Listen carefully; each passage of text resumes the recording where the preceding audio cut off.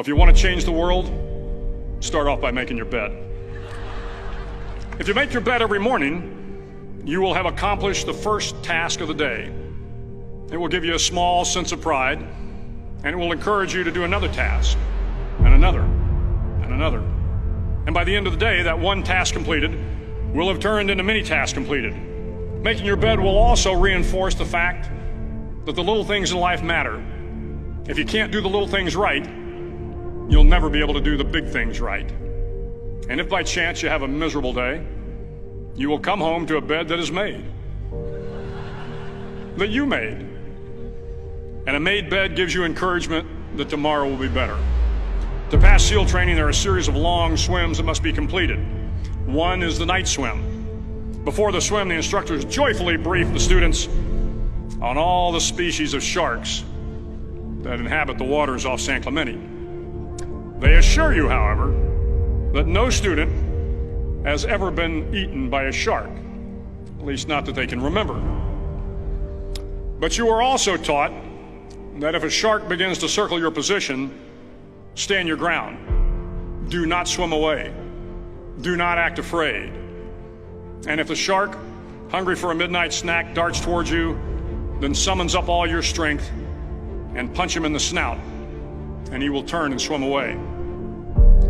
There are a lot of sharks in the world. If you hope to complete the swim, you will have to deal with them. So if you want to change the world, don't back down from the sharks.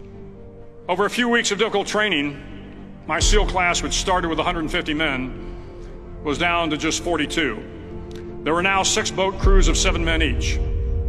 I was in the boat with the tall guys, but the best boat crew we had was made up of the little guys, the Munchkin crew, we called them.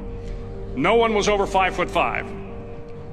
The Munchkin boat crew had 1 American Indian, 1 African American, 1 Polish American, 1 Greek American, 1 Italian American, and 2 tough kids from the Midwest.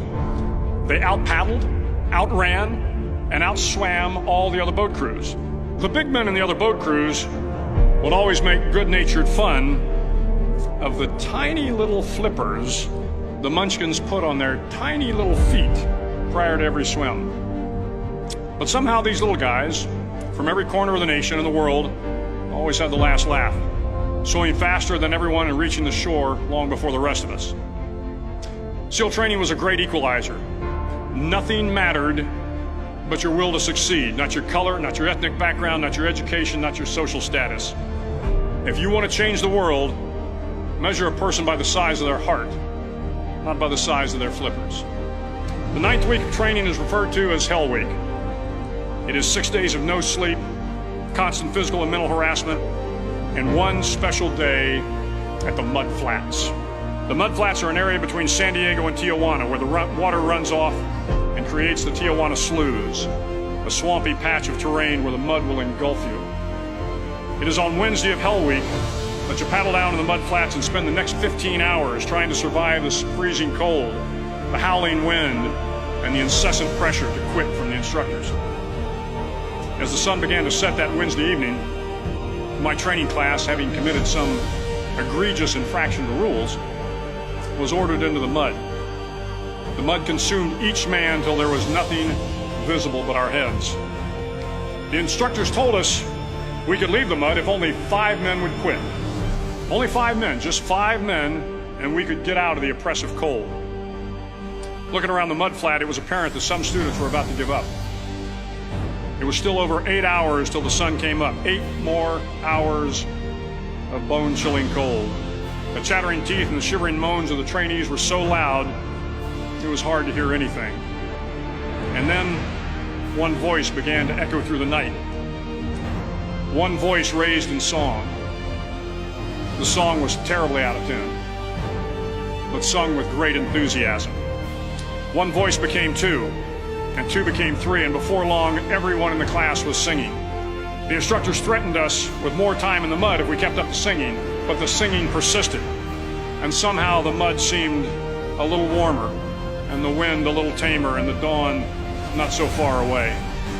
If I have learned anything in my time traveling the world, it is the power of hope, the power of one person, a Washington, a Lincoln, King, Mandela, and even a young girl from Pakistan, Malala.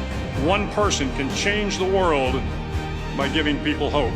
So if you want to change the world, start each day with a task completed. Find someone to help you through life. Respect everyone. Know that life is not fair and that you will fail often. But if you take some risks, step up when the times are the toughest, face down the bullies, lift up the downtrodden, and never ever give up. If you do these things, the next generation and the generations that follow will live in a world far better than the one we have today. And what started here will indeed have changed the world for the better.